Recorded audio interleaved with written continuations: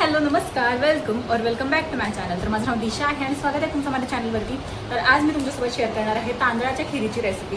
तर तांदळाची खीर बनवणं अगदी सोपं आहे, म्हणजे सगळ्या खिरींमध्ये सगळ्यात जास्त सोपी ही तांदळाचीच खीर आहे।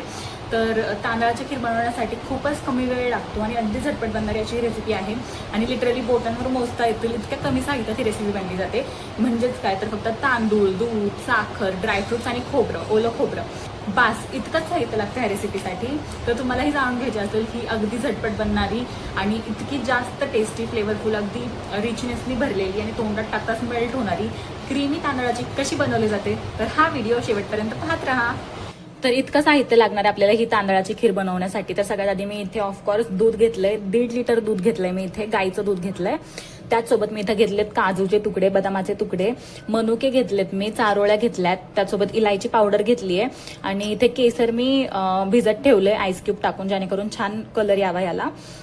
त्याचसोबत इथं मी घेतलाय ओलं खोबरं, त्याचं बॅक साईडचं जे असतं ना ते काढून घ्यायचंय, सोलून घ्यायचं इन शॉर्ट, आणि व्हाईट पार्ट घ्यायचं फक्त खोबऱ्याचं आणि धुवून घेतलं मी स्वच्छ। त्याचसोबत साखर घेतली आहे 1 वाटी आणि अर्धी वाटी तांदूळ घेतलंय मी, तांदूळ स्वच्छ धुवून भिजत ठेवलंय। तर सगळ्यात आधी आपल्याला इथे दूध तापवून घ्यायचंय।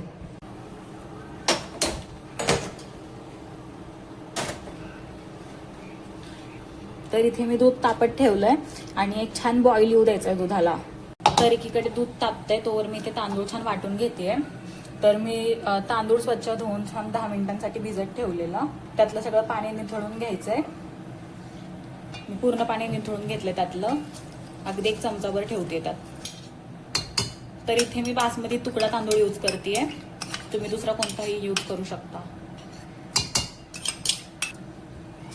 यातच मी ऍड करणार आहे खोबऱ्याचे तुकडे। तर इथे ओलं खोबरं घेतलंय मी, छान ह्याला वाटून घ्यायचंय। तर थोडंसं दरदरच वाटायचंय, जास्त बारीक नाही वाटायचं ह्याला।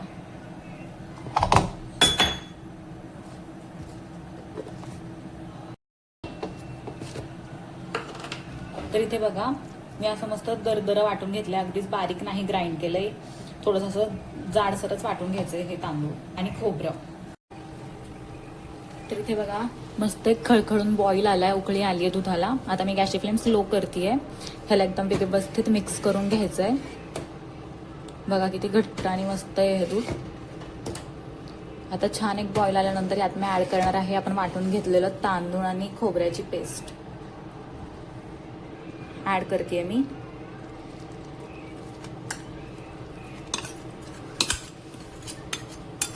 आता गॅसची फ्लेम जास्त स्लोही नाही ठेवायची किंवा जास्त हायही नाही, मीडियम फ्लेमवरती मी ह्याला छान शिजू देतेय। तर साधारणतः 10-12 मिनिटं लागतात हा तांदूळ व्यवस्थित शिजण्यासाठी। तर छान मीडियम फ्लेमवरती आपल्याला हा तांदूळ शिजवून घ्यायचा आहे। तर ह्याला कंटिन्युअस स्टर करत राहायचं आहे, तांदूळ खाली चिटकून करपू शकतो, त्यामुळे कंटिन्युअस स्टर करत राहायचं आहे।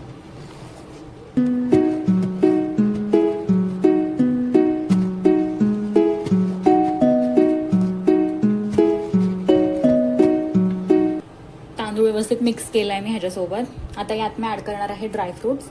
तर काजूचे तुकडे ऍड करतेय, बदामाचे तुकडे ऍड करतेय, त्याचसोबत मनुकेही ऍड करतेय मी यात, चारोळ्याही ऍड करतेय, त्याचसोबत भिजवून घेतलेलं केसर ऍड करते। ह्याने छान रिचनेस येते आणि फ्लेवरही येतो, त्याचसोबत रंगही छान येतो खिरीला, त्यामुळे ऍड करतेय मी इथं केसर। ऑप्शनल आहे केसर, तुम्हाला ऍड करायचं असेल तर ऍड करू शकता, नाही केलं तरी काहीच हरकत नाही। पुन्हा छान मिक्स करून घेतेय मी ह्याला।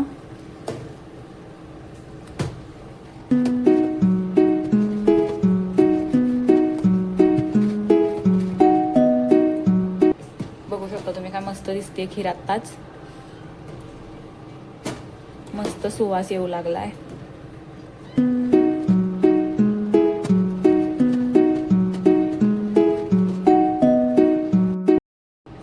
तर इथे साधारणतः 5-6 मिनिटं झालेत आणि तुम्ही बघू शकता दूध छान रिड्यूस झालंय, थिक झालंय आणि थिकनेसही वाढली आहे दुधाची आणि तांदूळही व्यवस्थित शिजू लागलाय।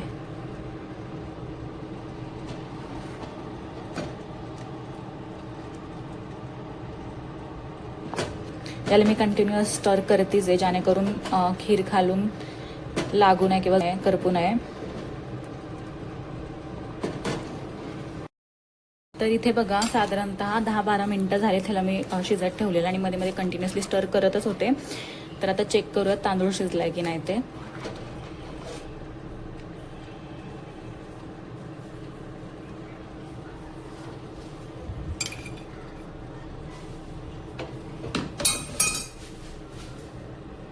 बघा परफेक्ट शिजला गेला आहे. तांदूळ लगेच मॅश होतोय. तर असाच शिजला गेला पाहिजे. आता ह्यात मी ॲड करणार आहे साखर. तर मी इथे 1 वाटी साखर घेतली आहे. तुम्ही तुमच्या टेस्टनुसार कमी जास्त करू शकता. साखरेलाही छान वितळू द्यायचं आहे. आणखी 5 मिनटं मी याला छान शिजू देते स्लो टू मिडियम फ्लेमवरतीच.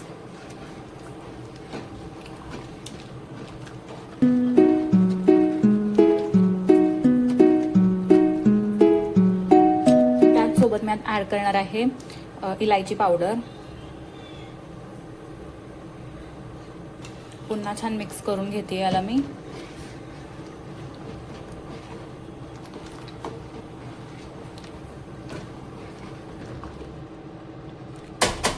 आणखी 5 मिनटं मी याला छान शिजवून घेणार आहे. तर आता सगळ्यात शेवटी मी ॲड करणार आहे अगदी 1 चिमूटभर मीठ, जेणेकरून ह्याची टेस्ट जास्त एनहान्स व्हावी, वाढावी. तर नक्की ॲड करा. अगदी 1 चिमूटभर मीठ ॲड करायचं आणि त्याला पुन्हा चांगलं मिक्स करून घेते. तर आता तुम्हाला खूप जास्त पातळ वाटत असेल ही खीर, पण जशी जशी थंड होते तशी तिची थिकनेस वाढते. त्यामुळे थोडीशी पातळच कन्सिस्टन्सी ठेवायची सुरुवातीला ह्याची.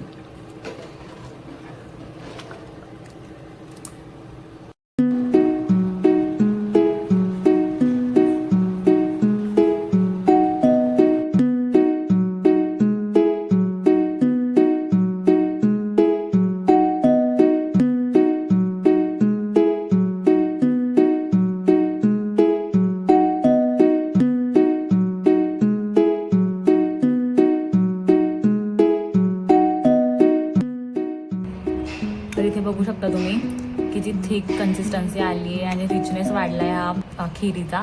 मग अशी खूपच जास्त पातळ वाटत होती, पण आता परफेक्ट कन्सिस्टन्सी आली आहे. तर अशा प्रकारे झाली आहे आपली ही चमचमीत गोड खीर बनवून रेडी.